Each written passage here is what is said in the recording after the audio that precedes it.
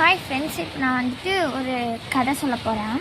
இந்த கதை பேர் வந்து சரஸ்வதிக்கு என்னாச்சு. அதாவது சரஸ்வதிக்கு என்னாச்சுன்னா ஒரு பொண்ணு, அந்த பொண்ணுக்கு என்னாச்சுன்றதை பற்றி தான் நம்ம படிக்க போகிறோம்.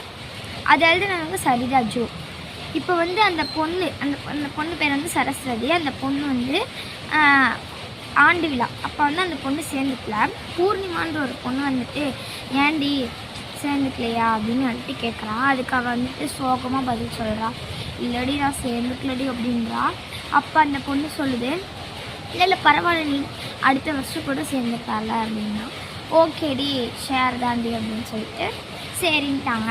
இந்த பொண்ணுக்கு என்ன பிரச்சனைனா, அந்த பொண்ணு வந்துட்டு எப்படி சொல்கிறதுன்னா, அந்த பொண்ணுக்கு வந்து இந்த மாதிரி ஆண்டியன்ஸ்னால் ரொம்ப பிடிக்குமாம்மா. அன்றைக்கி ஒரு நாள் தான் பூர்ணிமான்ற பொண்ணு வந்து டான்ஸ் ஆடுது இல்லையா, அந்த பொண்ணு வந்துட்டு இந்த டான்ஸ் ஆடுறதை நம்ம பார்க்கணும் அப்படின்னு சொல்லிட்டு இவளும் ரொம்ப ஆர்வமாக அவள் வந்து 10 மணிக்கு ப்ரோக்ராம் ஆரம்பிக்குது. இவனால் போக முடியல, வயிற்று வலி.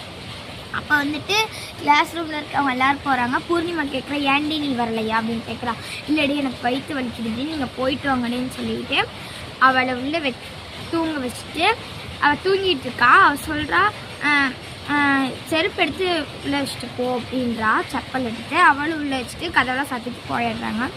ஆண்டு விழா வந்து 1 மணிக்கு முடிஞ்சிருச்சு. அவங்க வந்துட்டு அவள் இருக்கிறா அப்படின்னு தெரியாமல் அவங்க எல்லாருமே போயிட்டாங்க.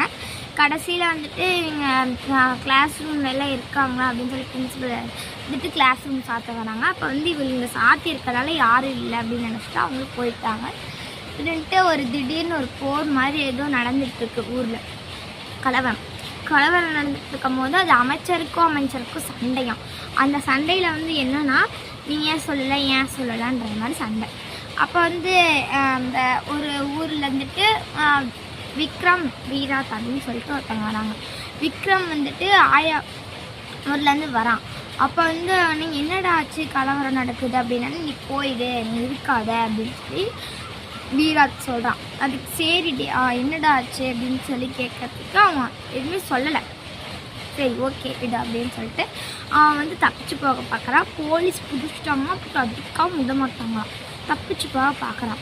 அவனால் முடியல. ஒரு ஸ்கூல் காம்பவுண்ட் செவருக்குள்ளே அதான் அவங்க ஸ்கூலில் காம்பவுண்ட் செவருக்குள்ளே ஏறி குதிச்சதுக்கப்புறம் அவனோட ஃபோன் வந்து கை தவறி கீழே விழுந்ததுக்கப்புறம் அவன் வந்துட்டு போகிறான். அவன் வந்து காப்பாற்றுங்கன்னு சரஸ்வதி வந்து கதவை தட்டிகிட்டு இருக்கா.